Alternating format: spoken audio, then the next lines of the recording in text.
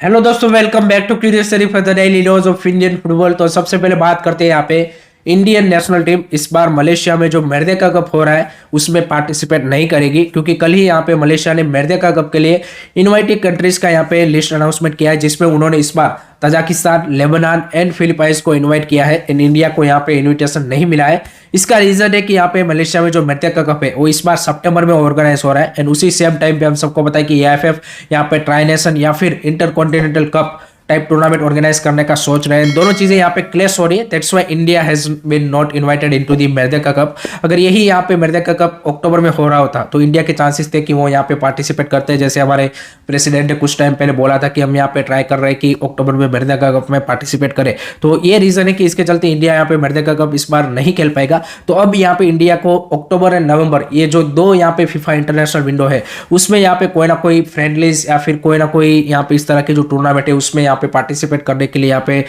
देखना पड़ेगा। And I think that's a very important thing, because हम सबको पता है कि जो नया कोच आ रहा है उसको यहाँ पे कुछ आपको 5-6 मैचेस का before going into the Asian Cup qualifiers in March आपको टाइम देना पड़ेगा टू अंडरस्टैंड द टीम और अपनी एक जो टीम बिल्ड करने के लिए। आई थिंक अगर 5-6 मैचेस उसको पहले मिल जाते हैं that would be a very very good thing, and अच्छा प्रिपरेशन उनको भी मिल जाएगा, टीम को समझ पाएगा, प्लेयरों को समझ पाएगा, एंड उस हिसाब से यहाँ पे अपनी टीम बिल्ड कर पाएगा। तो लेट होप सो कि जल्द से जल्द यहाँ पे जो हमारी अक्टूबर एंड नवंबर वाली क्या बोलते हैं कि फीफा इंटरनेशनल विंडो है उसको भी यहाँ पे एएफएफ सिक्योर कर ले इन अ वे कि यहाँ पे ओपोनेंट क्या बोलते हैं कि डिसाइड कर ले, क्योंकि लास्ट मोमेंट पे अगर आप करोगे तो फिर आपको फिर यहाँ पे क्या बोलते हैं कि हल्के ओपोनेंट के सामने ही at the end of the day खेलना पड़ेगा, क्योंकि ये जो फीफा इंटरनेशनल फ्रेंडलीज होते हैं या फिर इस तरह के जो टूर्नामेंट होते हैं वो यहाँ पे एडवांस में प्लान कर दिए जाते हैं। तो यहाँ पे जो अच्छे अच्छे कंट्रीज होते हैं यहाँ पे बाकी बचे हुए वो यहाँ पे किसी ना किसी टूर्नामेंट में फिर पार्टिसिपेट कर लेते हैं। तो इंडिया एंड एएफए को थोड़ा सा प्रोएक्टिवली यहाँ पे अक्टूबर एंड नवंबर की जो हमारी फीफा विंडो है उसको भी सॉर्ट आउट कर लेना चाहिए, साथ ही जब आप यहाँ पे सितंबर की फीफा विंडो सॉर्ट आउट कर रहे हो,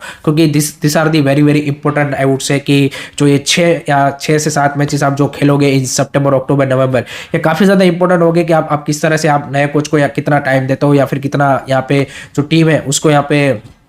रीबिल्ड करने के लिए मौका देते हो। एंड यहाँ पे मैचेस से क्या बोलते हैं कि कितना भी लंबा कैंप कर लो उससे कोई फर्क नहीं पड़ता, जब तक वो मैचेस नहीं खेलेंगे तब तक आप समझ नहीं पाएंगे कि किस तरह से मेरे को टीम बिल्ड करने है। So that's a very important thing. Let me know guys आपका क्या ओपिनियन है, कमेंट सेक्शन में जरूर बताइएगा। नेक्स्ट अब बात करते हैं गाइस यहाँ पे Indian former captain and legendary player Bhaichung Bhutia ने यहाँ पे रिसेंटली एक इंटरव्यू में बोला है कि इंडिया को अगर यहाँ पे वर्ल्ड लेवल पे अच्छा करना है तो यहाँ पे उनकी जो यूथ साइड से यानी कि अंडर 17, अंडर 20 एंड अंडर 23 उसको यहाँ पे जो वर्ल्ड लेवल के जो टूर्नामेंट है यानी कि आपके एशियन कप हो गए या फिर आपके जो वर्ल्ड कप है उसमें रेगुलरली पार्टिसिपेट करना पड़ेगा। एंड उन्होंने बोला है कि एक बड़ा इन्वेस्टमेंट हमें जरूरत है यहाँ पे ग्रास रूट लेवल पे, एक सिंसियर एफर्ट हमें लगाने की जरूरत है at the grass root level की, जहाँ पे अच्छा कॉम्पिटिशन, अच्छा यहाँ पे एक स्ट्रक्चर हम बिल्ड करें कि जिसके चलते यहाँ पे हम बेटर प्लेयर प्रोड्यूस कर पाए, तभी जाके हम यहाँ पे कुछ एक्सपेक्ट कर सकते हैं कि यहाँ पे हम वर्ल्ड लेवल पे कुछ अच्छा कर पाएंगे। उन्होंने बोला कि हमारे पास ऑन पेपर तो सारे प्लान होते हैं लेकिन उसका जो इम्प्लीमेंटेशन है दैट इज दी बिगेस्ट की, एंड वो अभी तक यहाँ पे नहीं हो पाया है।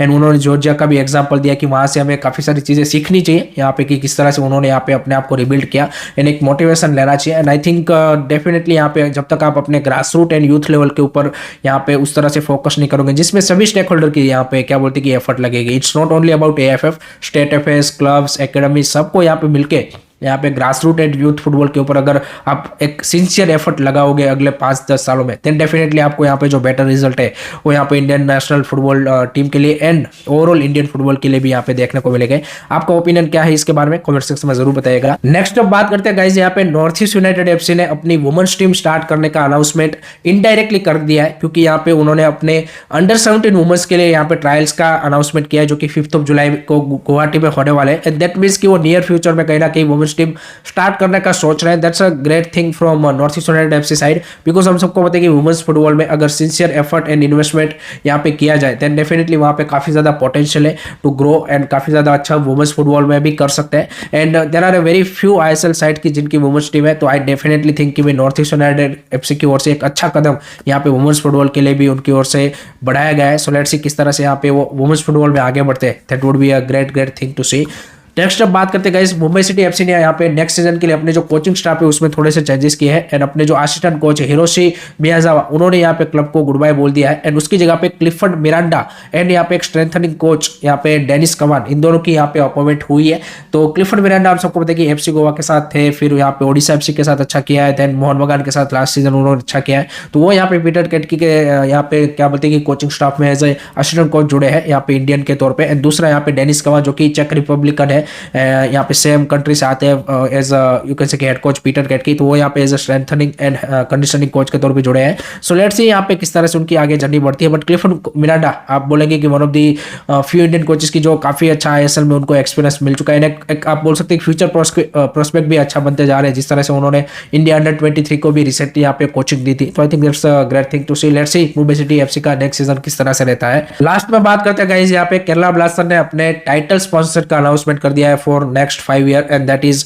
फ्रीमेंस। फ्रीमेंस एक measuring and power tool manufacturing company है जो यहाँ पे काफी लंबे टाइम से यहाँ पे इंडियन मार्केट में ऑपरेट कर रही है एंड उनके साथ 5 साल की डील यहाँ पे अनाउंसमेंट की आफ्टर बायजूस, क्योंकि बायजूस हम सबको पता है कि जिस तरह से उनकी कंपनी की हालत है एंड बीच में खबर भी आई थी कि भाई केरला ब्लास्टर का काफी ज्यादा उनके पास यहाँ पे पैसा भी ड्यू है। तो उसके चलते अब यहाँ पे केरला ब्लास्टर ने नए स्पॉन्सर को ऑन बोर्ड लाया है and that's a great deal from Kerala blaster. And I think Kerala blaster का जिस तरह से फैन बेस है और जिस तरह की उनकी रीच है, one of the you can say कि top club in terms of the securing sponsorship यहाँ पे केरला ब्लास्टर हमेशा से रहता है, क्योंकि इतना ज्यादा उनका एंगेजमेंट है वो फैंस के साथ हमें देखने को मिलता है। So that's a great deal for Kerala Blaster. So that's it from my side guys regarding today's Indian football news. I hope कि आपको वीडियो पसंद आया होगा। Keep supporting Indian football, don't forget to like share and subscribe curiously. Jai Hind, जय भारत।